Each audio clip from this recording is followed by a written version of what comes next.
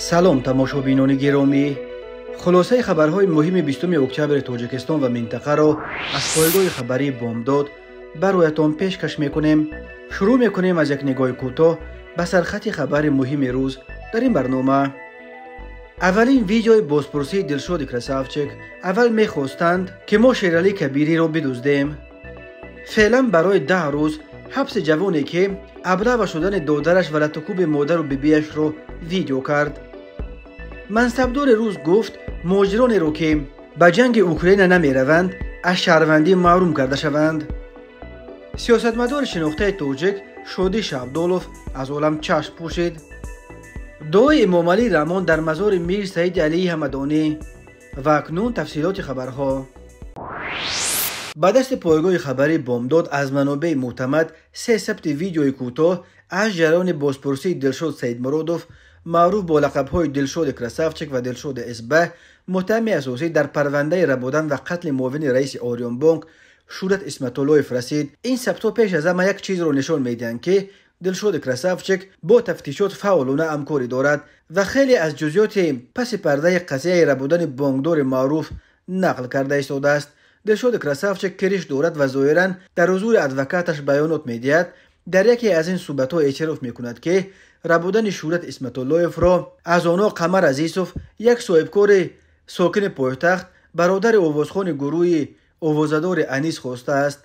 به گفته دلشاد کراسافچک گویا قمر عزیزوف که با اسمت‌اللهیف تجارت مشترک خانه‌سازی داشت از وی 2.5 یا 3 میلیون دلار قرضدار شده است و به ما گفت که نمی شود که شورت را از بین برداره. او می افزاید که قمر به آنها شیرالی کبیر وزیر صنعت و تکنولوژی های تاجیکستان و منیجر سابق شرکت الومینسازی تالکارو نیز نوادکه داده بود که از شورت دیده شیرالی پولی بسیارتر دارد، ولی ما قبول نکردیم چون که شیرالی به همه یاردم میکند، دستکشو دارد.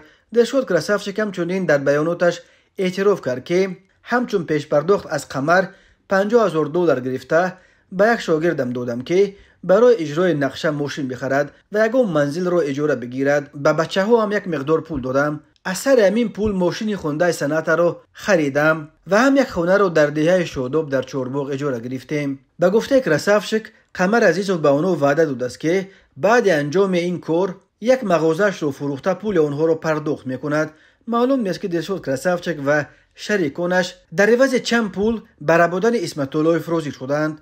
بنا به فرضیه تفتیشات شام 23 یونیو سال 2023 دلشاد سیدمرادوف را اکبر احمدوف، رستم اشوروف، شاروخ خوجایف و بختاور سفروف بعد چند روز تعقیب معاون اول رئیس آریان بانک شورت اسمت‌اللهیف را از نزد منزلش در مرکز شهر دوشنبه به ماشین بار کرده به یک منزل از قبل اجاره گرفته شده در دهه شاداب جماعت چهارباغ نویه ورزا بردند. اسمت‌اللهیف ساعت 3 صبح 24 ایون بعد یک ساعت شکنجهش دیگر به همین همه عذاب و عقوبت تاب نآورده جان داده است. آدم ربایان جسد او را همراه ماشین به دریای زرافشان پرتافته فرار کردند. جسد اسمت‌اللهیف را بعد 50 روز جستجو روز 12 آگوست از موضع سرزم پنجکند در نزدیکی مرز با ازبکستان پیدا کرده روز 3 آگوست به خاک سپردند. روز 2 اکتبر سال 2023 در رسانه‌ها عکس دلشاد کراسافچک با دست و پای زولانه پیچ نشر شد و گفته شد که روسیه بالاخره او را به تاجیکستان سپرده است. مقامات تاجیکستان تا حال خبر استرداد او را رسما تصدیق نکردند. شهباز شریفبک ساکن دهه عادلی جماعت سیمگنج در کنار شهر وحدت را که ویدیوی لطکوب مادر و بیبیش هنگام ابله و در اینترنت سر و صدای زیادی به پا کرد باز داشت و فعلا برای 10 روز به حبس محکوم کردند. مقامات حفظ حقوق شهر وحدت قضیه را شرح نمیدهند و معلوم نیست که این جوان را مشخصا با چه اتهامی به حبس گرفتند. مقامات تنها به نزدیکانش گفتند که شهباز شریفبک تا 10 روز دیگر در حبس میماند. نزدیکان جوان ترس دارند که او را برای برآوردن سر مقامات میتوانند زندانی کنند. روز 15 اکتبر سال 2023 در شبکه‌های اجتماعی یک ویدیوی قریب 13 دقیقه نشر شد که در آن یک جوان که چهره خودش در نوار دیده نمی شود مادر و بیبیش را به نوار گرفته میگوید که کارمندان مقامات شهر وحدت آمده دادرش را زوراً بدون اول دادن دعوتنامه به خدمت حربی بردند و هنگام چسب و تلاش هم مادرش و هم بیبیش 22 سالش را بهرامانه لطکوب کردند. مؤلف نوار در ادامه سبت به پرزیدنت تاجیکستان امامعلی رحمون مراجعت کرده میگوید که چرا او پایمال شدن حقوق زنان در افغانستان را میبیند ولی آنچه را که در کشور خودش میگذرد نمیبیند. رادیوی آزادی روز 20 اکتبر خبر داد که در پی نشر این ویدیو مؤلف آن ساکن جماعت سیمگان شعباز شریف بیگ را دستگیر کردند. مقامات سبب بازداشت او را شرح ندادند ولی به نزدیکانش گفتند که فعلا 10 روز در حبس خواهد ماند. ما را که زدن عصبی شد و به نوار گرفت. بچه‌م هیچ گناه ندارد، گفته شادگل غفورова مادر شعباز شریف بیگ. مادرش از سرنوشت آینده شعباز شریف بیگ خیلی در تشویش است. سر را برآورده گفته بچه‌م را حبس میکنند. بیم دارد شادگل غفورova. به نقل پیوندانش ماجرا روز 14 اکتبر بعد مجبوری به خدمت حربی بردن پسر دیگر خاندان صادق جان شریف بیگ برخاست. در حالی که به ادعای نزدیکانش هیچ دعوتنامه از کمیسریت حربی به صادق جان نآمده بود، شعباز شریف بیگ در ویدیو از آن اعتراض داشت که مقامات نه تنها برادرش را زوراً به خدمت بردند بلکه بیبی و مادرش را هم زدند. بیبی او سفرگل غفورova حادثه را چنین نقل کرد: خودم آمدم و گفتم که کودکم را نبرید، گفتم بچم را کشال نکنید، نزنید. کشاله کرده بردن مرا. ناظر منطقه مرا سخت داشته بود، به دستم زد، حالا ورمیش گشت است. به گفتش گویا دست من به ماشین زده باشد. در تاجیکستان چنین موردهای در پی نشر ویدیوهای انتقادی زندانی کردن شهروندان زیاد است. چند سال پیش در عین اوج معرکه‌های ضد حجاب و ریش چند جوان را برای به نوار گرفتن و در اینترنت نشر کردن ویدیوهای لحظه‌های در کوچه منع کردن و مجبوراً از سر زنان و دختران کشیدن حجابشان و مجبوراً تراشیدن ریش مردان ریشدار محکوم به زندان کردند. اما قضیه از همه برجسته البته پرونده های ژورنالیستان دلیر امامعلی و عبدالله غربتی است که ماه یونیو سال 2022 در پی نشر ویدیو درباره مجبوراً از خانه‌هایشان خیزاندن ساکنان محله پنشیر نویه شامنصور و انتقادشان از پروکرور این نویه که داماد رئیس سود اولی و پسر وزیر عدلیه بوده است بازداشت و محکوم به 10 و 7 سال و 6 ماه زندان شدند. دو ژورنالیست دیگر ذوق‌بیک سیدامینی و عبدالستار پیر محمدزاده هم که ویدیوهای انتقادی نشر میکردند در پی دلیر امامعلی و عبدالله غربتی بازداشت و هر کدام به 7 سال زندان محکوم شدند. سیاستمدار شناخته تاجیک رهبر قبلی حزب کمونیستی تاجیکستان شودی دولتویچ شابدولوف 19 اکتبر سال 2023 همگی 2 روز بعد 80 سالگیش در زادگاه خود شهر خوروغ از عالم چشم پوشید. در این باره عظمت پسر شابدولوف خبر داد. او گفته است پدرش بیمار بود. میراج عبداللهیف رئیس کنونی حزب کمونیست تاجیکستان نیز در گذشت رهبر سابق حزب را تصدیق کرد و گفت شودی شابدولوف 8 ماه اخیر بیمار بود. اما در این باره که شودی شابدولوف از چه بیماری رنج میکشید که علت مرگش شد چیزی گفته نشده است. شودی شابدولوف در حقیقت یکی از سیاستمداران برجسته تاجیکستان معاصر به شمار میرفت و از گفتن نظر خودش پیرامون مسائل داغ نمیترسید. برای همین روزگویی و روزکاریش او را در جامعه دوست می‌داشتند، احترام می‌کردند و در عین زمان در بالا چندان خوشش نداشتند.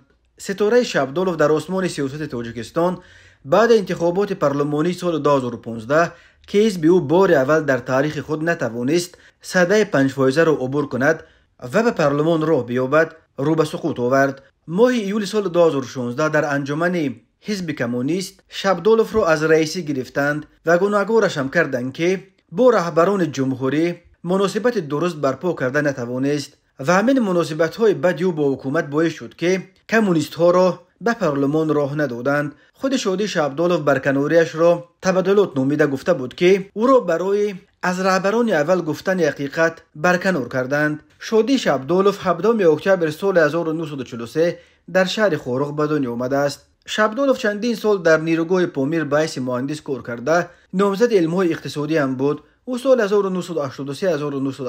1983-1985 در افغانستان به حیث مشاور ارشد کمیته مرکزی حزب کمونیستی اتحاد شوروی در کمیته مرکزی حزب خلقی دموکراتی که حزب حاکم وقت افغانستان بود کار کرده.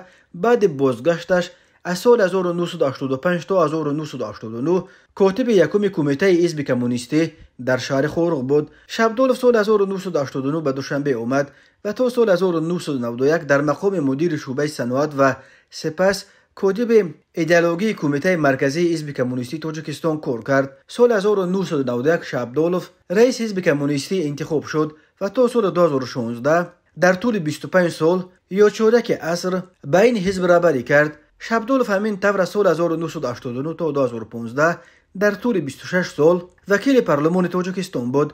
تا سال 2000 وکیل شورای عالی و از سال 2000 تا 2015 وکیل مجلس نمایندگان. تماشابینان عزیز، یادآور می‌شویم خلاصه مهمترین اخبار تاجیکستان را از پایگاه خبری بامداد تماشا دارید. برنامه را ادامه می‌دهیم. رئیس کمیته تفتیشات روسیه الکساندر باستریکین که با موقع آشکارای ملت‌گرایانه و ضد مهاجران نام برآورده است، تقاضا دارد تا در حالت از اشتراک در عملیات مخصوص حربی دست کشیدن مهاجران آنها را از شهروندی روسیه محروم کنند. مقامات رسمی روسیه جنگ ضد اوکراین را عملیات مخصوص حربی نام کردند. حالا که عملیات مخصوص نظامی جریان دارد، به فکرم مهاجران را به آن جلب کردن لازم است. اگر تو شهروندی روسیه داشته و آماده نباشی که عهده‌داری‌های حربی خود را اجرا کنی، پس تصمیم گرفتن لازم است که چنین شخصان از شهروندی محروم کرده شوند، گفت باستریکین در همایش فرماندهان حربی روسیه. قریب تمام سخنرانی باستریکین در این همایش از افزایش جنایتکاری در بین مهاجران بخشیده شده بود. باستریکین وقتهای آخر تفتیش اکثر جنایت‌های را که در آن مهاجران متهمند زیر نظارت خود میگیرد و طلب میکند تا نسبت به مهاجران جزاهای شدیدترین را به کار برند. این در حالی است که ارتش روسیه که در اوکراین به کمبود شدید نیرو دچار شده است، از اول جنگ با صورت فعالانه تلاش دارد که مهاجران را با وعده معاش خوب امکان به آسانی گرفتن شهروندی روسیه به جنگ جلب کند. همین طور حالا در شهرهای روسیه با مقصد به قید حربی گذاشتن مهاجران را که صاحب شهروندی شدند ریدها گذرانده ایستادند. در مرکز سخر و دیگر مرکزهای همسان که مهاجران برای پتنت مراجعت میکنند نیز به تقریبا هر مهاجر جنسش مرد بستن قرارداد با وزارت مدافع روسیه را با وعده معاش و امتیازهای خوب پیشنهاد میکنند. سفارت تاجیکستان هنوز در روزهای اول جنگ ضد اوکراین شهروندان خود را هشدار داده بود که طبق ماده 401 کدکس جنایتی تاجیکستان اشتراک در جنگ‌ها در کشورهای دیگر تا 20 سال زندان مجازات دارد. با این وجود 100 تن از مهاجران تاجیک و همین طور دهها محبوس تاجیکی که در محبس‌های روسیه ادای حکم می‌کردند به وعده‌های دریافت آسان شهروندی و آزادی زودتر از محبس باور کرده به جنگ اوکراین رفتند. تا امروز درباره هلاکت دهها زاده تاجیکستان در اوکراین خبرها به دست رسیدند.